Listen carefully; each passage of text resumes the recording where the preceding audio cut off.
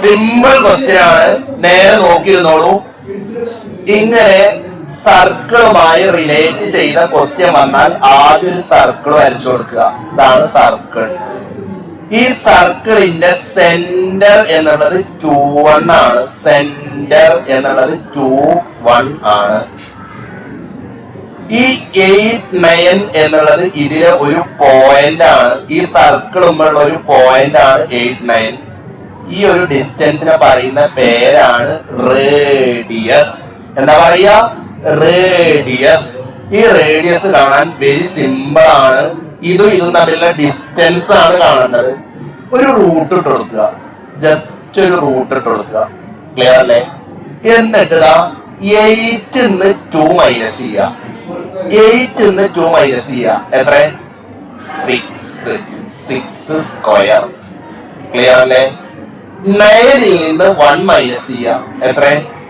8 square.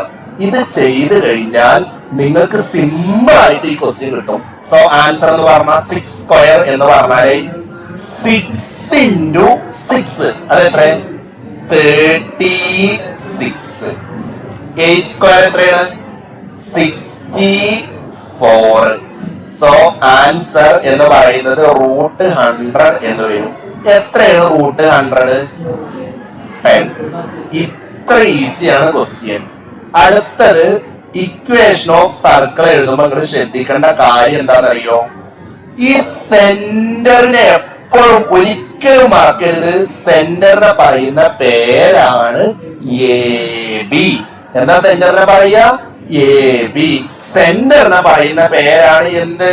AB. ഇതാണ് മക്കളെ equation of circle. x minus a whole square plus ഇത് പഠിച്ചു വെച്ചോ. ഇക്വേഷൻ പഠിച്ചു വെക്കണം. y minus b whole square is equal to r square. Clear അല്ലേ? ക്ലിയർ അല്ലേ? Yes.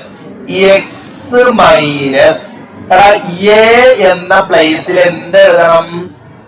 2 square plus y minus b എന്ന പ്ലേസിൽ എന്ത് എഴുതണം? 1. ഇവിടെ സ്ക്വയർ ഉണ്ട് കേട്ടോ. b എന്ന പ്ലേസിൽ 1 square is equal to r square എന്ന സ്ഥലത്ത് എന്ത് എഴുതണം? 100. എങ്ങനെയാണ് 100 കിട്ടിയത്? 10ന്റെ സ്ക്വയർ. ഈ ഒരു 4 ലൈൻ എഴുതുന്നതിലാണ് മക്കളെ SSLC എക്സാമിന് 4 മാർക്ക്. ഇത് 100% ഷുവർ ക്വസ്റ്റ്യൻ ആണ്. വേഗം പഠിച്ചു.